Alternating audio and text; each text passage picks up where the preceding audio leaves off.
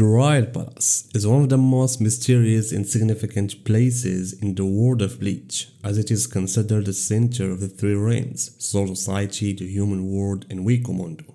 It is the place of the previous Soul King, Ryu, who was considered the backbone of all worlds. And due to its immense importance, the Royal Palace has its own separate dimension within Soul Society, protected by Squad Zero, composed of 5 members with great power and abilities.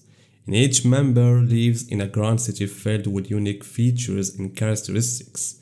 So unique, in fact, that the Royal Palace as a whole is distinguished by qualities found nowhere else. For example, it contains a highly concentrated density of Rishi, which normal Shinigami cannot withstand upon first exposure, as seen with Renji and Rukia, who struggled to breathe or move when they first arrived. It also contains Renji's healing springs that can treat serious injuries, and Hikofumi's food that nourishes the body with massive amounts of Ryatsu. And we have Nemaya's palace, where the strongest Shinigami's weapons, Zanpakuto, are forged. There is also Ichibi, who knows the names of all Zanpakutos and possesses the ability to name things, having named many major phenomena in the Soul Society.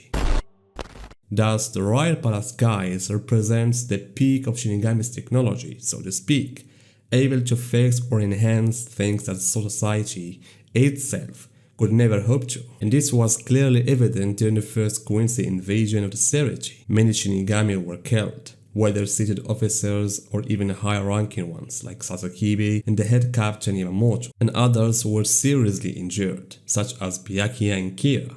And Ichigo's Bankai was also shattered in that battle. And as Mayuri explained to Ichigo, it is impossible to repair a Bankai once it's broken. And he spoke about how the broken pieces of Renji's Bankai never fully healed. And Ikkaku's damaged Bankai lost much of its power even after being reassembled by the technical team. And this meant Tensa Zangetsu would meet the same fate, or at best returned with severely diminished strength. However, guys, everything changed with the arrival of Squad Zero. They came after the first battle, under orders from Soul King, according to Ichibi. And their priorities included rebuilding the Serichi, but more importantly, taking Ichigo with them to the Royal Palace. They also had a list of other individuals to bring, including Rukia, Byakuya, and Renji. And we don't know who made the list, or what criteria were used, but the novel says it was by the will of the Soul King. However, guys, why they specifically and not others remains unexplained in both manga and novels.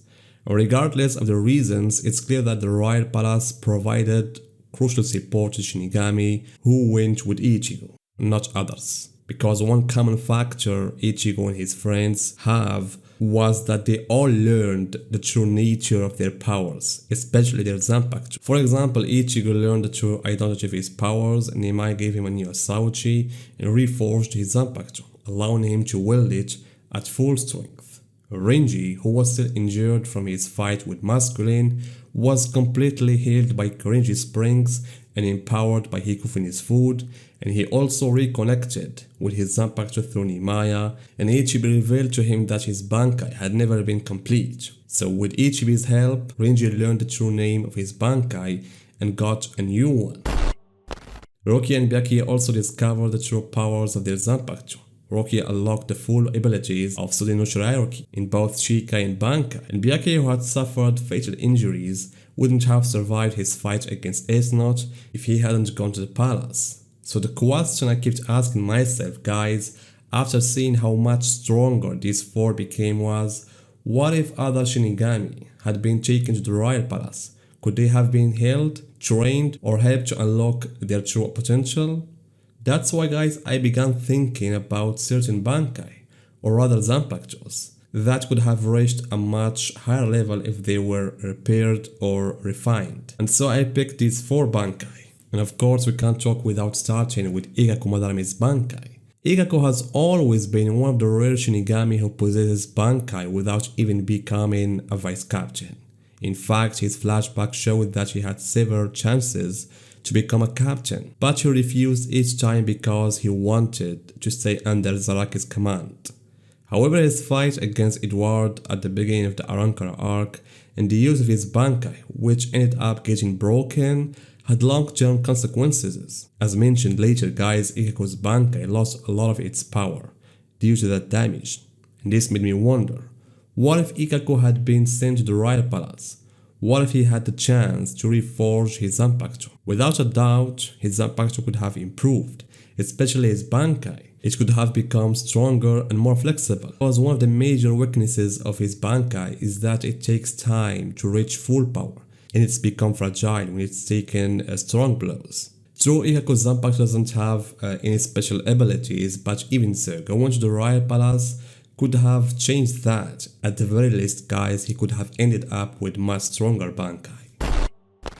The second Bankai that I believe would have changed if its owner had been sent to the Royal Palace is Soifon.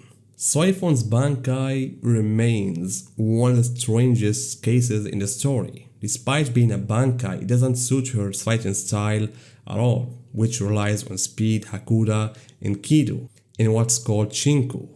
Even her Shikai, which relies on precision and assassination, fits her much better, especially since she's the leader of the Women's Kido squad.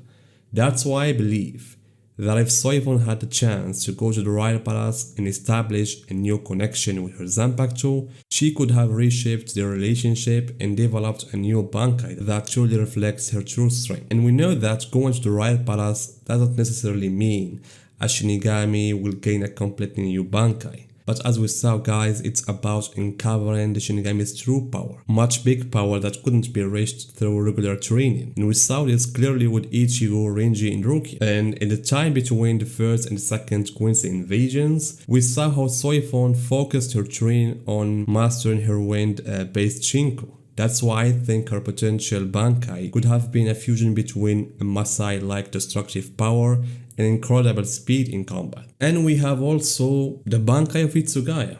It's true that Hitsugaya's training bore fruit and helped him reach the stage where Daingari Hyurimaru could achieve its complete form, but I believe that going to the Royal Palace would have increased his control over his Bankai even more, especially in mastering the transition between incomplete and complete Bankai stages. And then we have Zaraki's Bankai too. True, Zaraki unlocked his real powers through his fight with the first Kenpachi Unohana, and through that battle he finally heard and learned the name of his Zanpakuto and activated his Shikai. But it was clear that his Bankai stage was still incomplete. He wasn't the one who activated it, Yachiru did, and his body couldn't handle its full power. So strengthening Zaraki's body through Hikifuni's meals and Ryatsu concentration, along with learning the name of his Bankai through Ichibi for example, would have made his power after visiting the Royal Palace truly terrifying. In the end, guys, although most Shinigami went to the Royal Palace to join the final battle against the Quincy's, the ones who truly benefited from it